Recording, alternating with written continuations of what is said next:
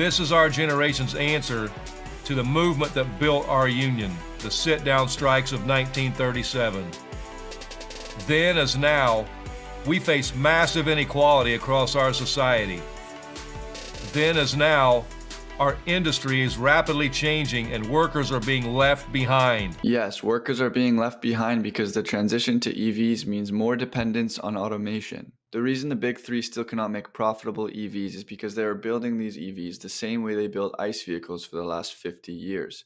And now the union knows they're about to get left behind because Biden just handed the big three $12 billion in order to retool their factories and to make them more automated and efficient. Remember, the union is a business. They want more people to sign up. They want to increase the size of their members. And so they hate the EV transition because it reduces the amount of members and they make less money. The big three have made over $250 billion in North American profits over the last 10 years.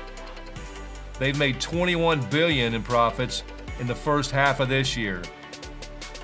The big three CEOs have increased their already massive salaries by an average of 40% over the last 4 years, while the companies have poured billions into stock buybacks and special dividends to enrich Wall Street. Imagine working on the factory floor at GM and watching Mary Barra raise her salary from $7 million to $30 million in a 4-year period. All the while she's on the news talking about accelerating the world to EVs, which is going to put you out of a job. That would be infuriating.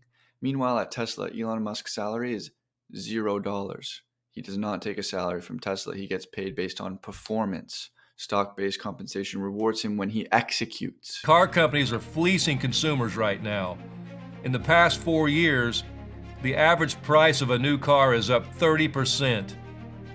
You think UAW wages are driving that increase? Think again. Our pay has risen a mere 6% over the last 4 years. Due to inflation, an auto worker today is making less in real wages than we made 20 years ago. That's why we have chosen to stand up. We're taking a stand against corporate greed. We're taking a stand against inequality.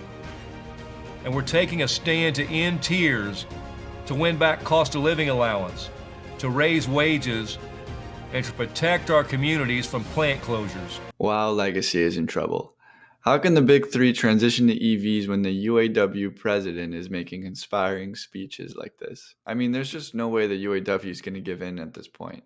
I was watching an X Spaces last night and Larry Goldberg brought up a good point that Biden can actually step in and enforce a settlement between the big three and the UAW. This will be in Biden's best interest because a long strike could potentially cause a recession when you think about the implications it has on the entire auto supply chain. Not to mention, Biden has an election coming up, and I don't think everybody's exactly boiling with excitement to run and vote for him, so he needs to side with the union here and enforce a settlement to keep their votes. The union is pissed off right now, and they're not going back to work until they get what they feel they deserve. So Mary Barr, Jim Farley, if you're listening, hey, your workers are asking for a 4-day work week. And the transition to EVs requires less labor. So doesn't it make sense to give them a 4-day work week and put that $12 billion loan you just got to automating your factories? You are going to put that taxpayer money to work, right? We're going to keep hitting the company where we need to, when we need to. And we're not going to keep waiting around forever while they drag this out. I have been clear with the big three every step of the way. And I'm going to be crystal clear again right now. If we don't make serious progress by noon on Friday, September 22nd, more locals will be called on to stand up and join the strike. That will mark more than a week since our first members walked out. And that will mark more than a week of the big three failing to make progress in negotiations toward reaching a deal that does right by our members. Auto workers have waited long enough to make things right at the big three. We're not waiting around, and we're not messing around. These guys are dead serious.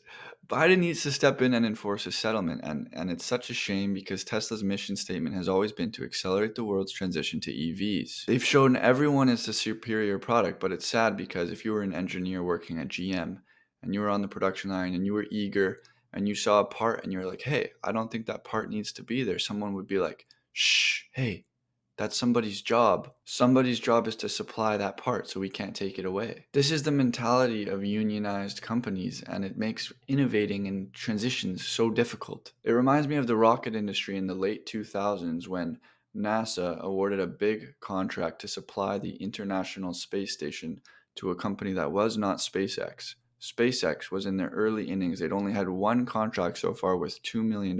And when NASA gave this contract out, somebody in an email told Elon Musk that it was because that company was about to go bankrupt. So Elon was infuriated because he knew that they had the superior product, that they could better supply the ISS. So he sued NASA for giving a contract away on the basis of keeping people's jobs, not letting them go bankrupt. And SpaceX won the case. And they ended up getting this $200 million contract from NASA. And it was the first big contract that SpaceX ever got. After the project, Elon Musk went to the board in Washington and said, hey, you got to stop doing things this way. You need to make these things biddable. We should be able to bid on these contracts because this promotes innovation. And NASA started to change the way they do things because of Elon. Similarly, Elon has refused to unionize Tesla employees. And you might be thinking, this strike is going to hurt Tesla because a lot of suppliers are going to be going out of business, suppliers that supply Tesla. Well, only 12% of the Tesla vehicle is supplied by contractors. This compares to 88% of the cars at the big three. And I'm positive that if any of those 12% of parts become an issue at Tesla, that they will find a solution or bring it in-house. I mean, it's no secret that the strike was coming, and Karn and Roshan, both of Tesla's head of supply chain, are brilliant. Do you remember the chip shortage? They navigated that flawlessly. They brought chip making in-house at Tesla, and they continued to make 50% volume increases year over year throughout all of COVID, which all of the other suppliers could barely make an EV during that time. But anyways, I completely expect Biden to step in because this will get catastrophic for everybody else. It's going to be super ugly, not only for the automakers, but for the suppliers. So, good day.